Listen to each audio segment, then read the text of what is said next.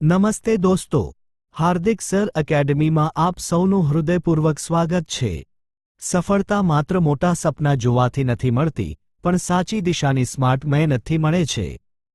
આજે આપણે અગત્યના રાષ્ટ્રીય અને રાજ્ય કક્ષાના વર્તમાન પ્રવાહો, કરંટ અફેર્સ ને ઊંડાણપૂર્વક સમજીશું, જે તમારી આવનારી પરીક્ષા માટે ખૂબ જ ઉપયોગી સાબિત થશે। અને હા, આજના આ આખા વિડિયોની PDF ફાઇલ તમને આપણી એન્ડ્રોઇડ એપ્લિકેશનમાં મળી જશે। તો ચાલો, કોપી અને પેન સાથે તૈયાર થઈ જાઓ અને આજના આ સેશનની શરૂઆત કરીએ। હાર્દિક સર એકેડમી વર્તમાન પ્રવાહો, કરંટ અફેર્સ, લેક્ચર નોટ્સ પ્રશ્ન 1 તાજેતરમાં જાહેર થયેલા 72મા રાષ્ટ્રીય ફિલ્મ પુરસ્કારોમાં બેસ્ટ ફીચર ફિલ્મ પુરસ્કાર કઈ મૂવીને આપવામાં આવ્યો છે? જવાબ: આર્ટિકલ 370 વિગતવાર માહિતી: તાજેતરમાં 72મા રાષ્ટ્રીય ફિલ્મ પુરસ્કારો 72 ND નેશનલ ફિલ્મ એવોર્ડ્સ માં શ્રેષ્ઠ ફીચર ફિલ્મનો પુરસ્કાર આર્ટિકલ 370 ને એનાયત કરવામાં આવ્યો છે। આ રાષ્ટ્રીય ફિલ્મ પુરસ્કારોનું આયોજન માહિતી અને પ્રસારણ મંત્રાલય દ્વારા કરવામાં આવે છે। બેસ્ટ નોન ફીચર ફિલ્મ: ભંગાર, શ્રેષ્ઠ અભિનેત્રી યામી ગૌતમ, આર્ટિકલ 370 ફિલ્મ માટે શ્રેષ્ઠ અભિનેતા કાર્તિક આર્યન, ચંદુ ચેમ્પિયન માટે અને મમૂટી, બ્રહ્મયુગમ માટે સંયુક્ત રીતે। શ્રેષ્ઠ ડેબ્યુ ફિલ્મ નિર્દેશક રણદીપ હુડા, સ્વાતંત્ર્યવીર સાવરકર ફિલ્મ માટે સૌથી લોકપ્રિય film કલ્કી 2898 add, Telugu.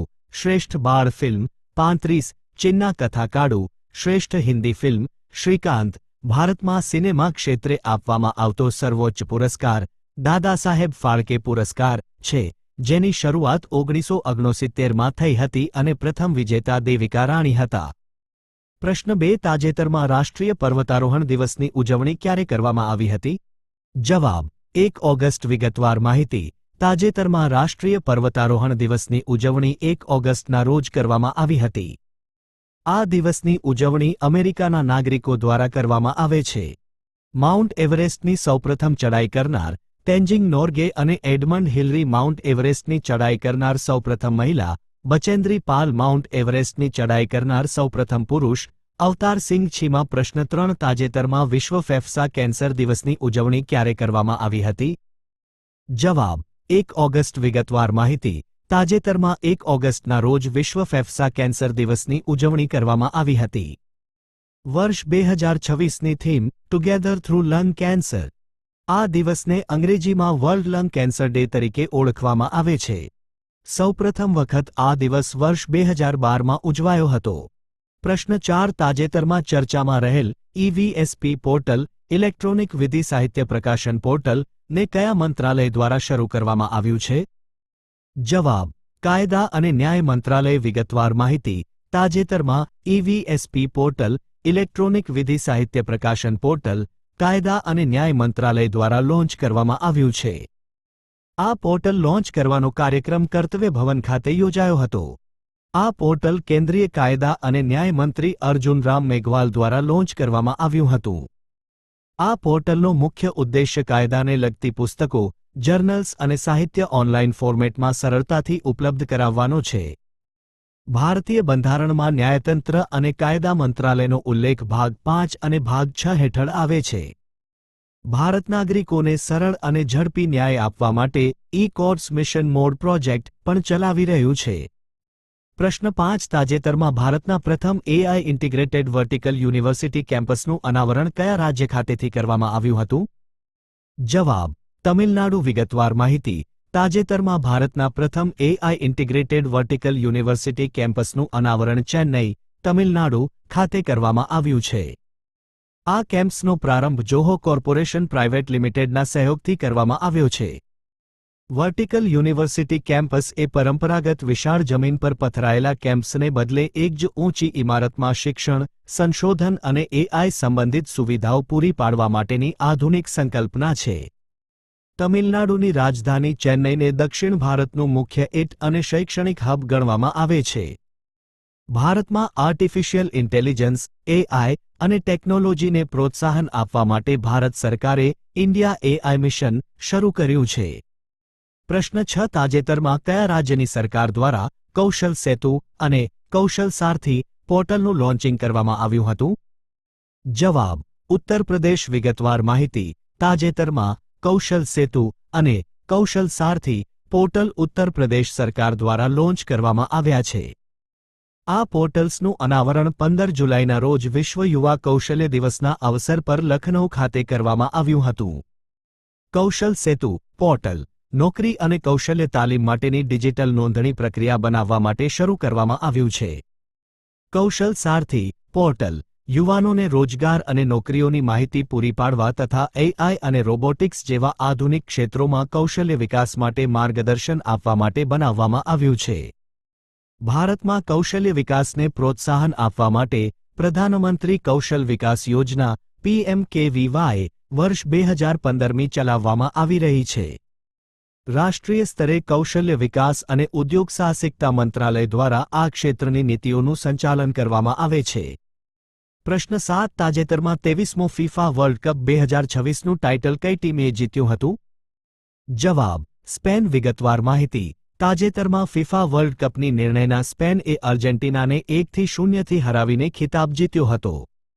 Argentina FIFA world કપમાં રનર અપ ઉપવિજેતા રહ્યું હતું. ફિફા વર્લ્ડ કપની ફાઇનલ મેચ અમેરિકાના ન્યૂજર્સી ખાતે રમાઈ હતી.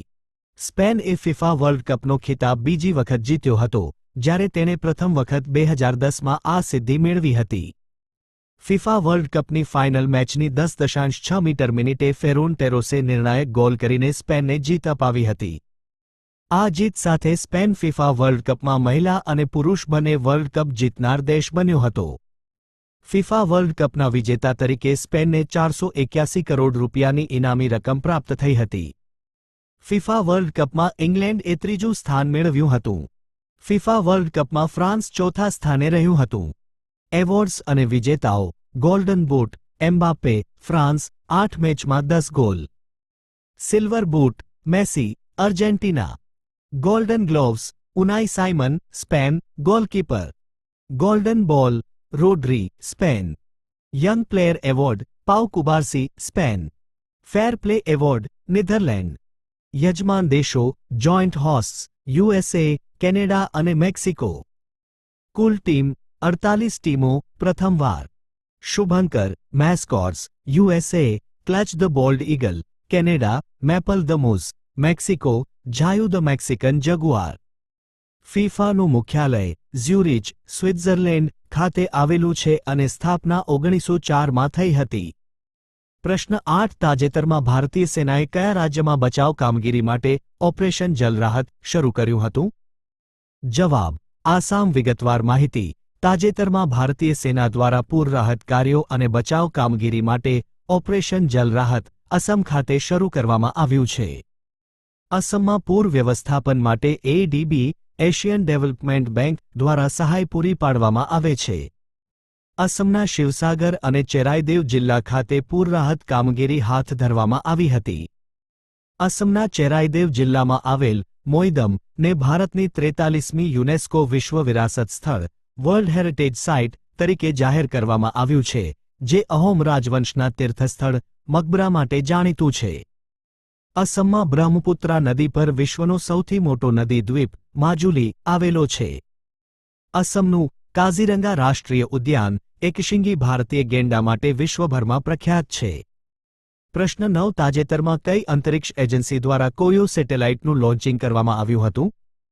જવાબ સ્પેસ એક્સ. વિગતવાર માહિતી. તાજેતરમાં HEX-20 નામના સ્પેસ સ્ટાર્ટપે સ્પેસ એક્સના ટ્રાન્સપોર્ટર 17 મિશન દ્વારા કોયો સેટેલાઇટ લોન્ચ કર્યો છે, જેનો સંબંધ કેરળ રાજ્ય સાથે છે.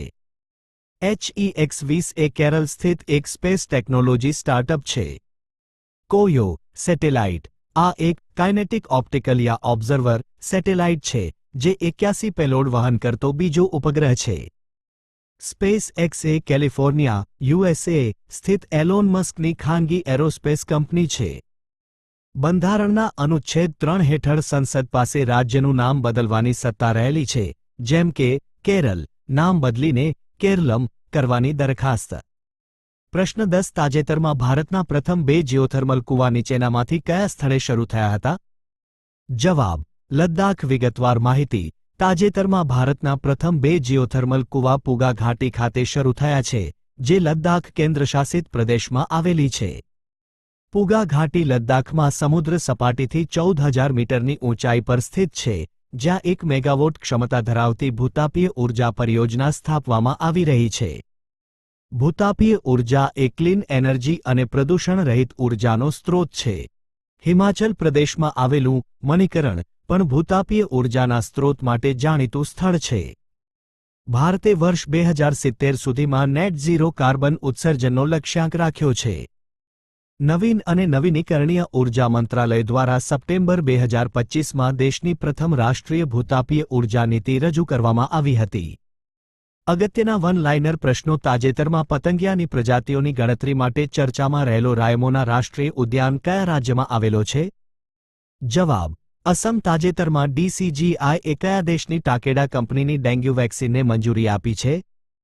જવાબ: જાપાન. તાજેતરમાં વિદ્યાર્થીઓ અને યુવાનોને સાયબર છેતરપિંડી અને મહિલા સુરક્ષા કાયદાઓ વિશે શિક્ષિત કરવા માટે ક્યાં ઓપરેશન વિધિપાલક શરૂ કરવામાં આવ્યું છે? જવાબ: બિહાર. તાજેતરમાં કેબિનેટની નિમણૂક સમિતિએ કોને નીતિ આયોગના મુખ્ય કારોબારી અધિકારી CEO તરીકે નિયુક્ત કરવાની મંજૂરી આપી છે? જવાબ: અનુરાગ જૈન. તાજેતરમાં પૂર રાહત કામગીરીમાં મદદ કરવા માટે ભારતીય સેનાએ કયા રાજ્યમાં ઓપરેશન જલ રાહત શરૂ કર્યું છે? જવાબ: અસમ. તાજેતરમાં ઇન્ઝ માલવનને ક્યાં ભારતીય નૌકાદળમાં સામેલ કરવામાં આવ્યું છે? જવાબ: કારવાર. તાજેતરમાં બેડમિન્ટન વર્લ્ડ ચેમ્પિયનશિપ 2026નું સત્તાવાર માસ્કોટ પિકો ક્યાં લોન્ચ કરવામાં આવ્યું છે? જવાબ: નવી દિલ્હી. તાજેતરમાં કોણ બ્રિટન સરકારમાં AI મંત્રી તરીકે નિયુક્ત થયા છે? જવાબ: કનિષ્ક નારાયણ. તાજેતરમાં ક્યાં વિશ્વ કૃત્રિમ બુદ્ધિ સહયોગ સંગઠન world artificial intelligence cooperation organisation ની શરૂઆત કરવામાં આવી છે? જવાબ: ચીન. તાજેતરમાં મિસાઇલ હુમલાને કારણે ચર્ચામાં રહેલું ઓડેસા બંદરગાહ કયા દેશનું મુખ્ય બંદર છે? જવાબ: યુક્રેન. તાજેતરમાં જોખમ અને વિશ્વાસ પર આધારિત વ્યાપક વૈધાનિક વેપાર મંજૂરી પ્રણાલી લાગુ કરનાર પ્રથમ રાજ્ય કયું બન્યું છે? જવાબ: છત્તીસગઢ. આશા છે કે આજનું આ સેશન તમને ગમ્યું હશે. જો વિડિયો ઉપયોગી લાગ્યો હોય તો લાઇક અને શેર કરવાનું ભૂલતા નહીં. હાર્દિક સર એકેડેમી સાથે જોડવા બદલ આભાર. મળીએ આગામી સેશનમાં. જય હિન્દ, જય ભારત.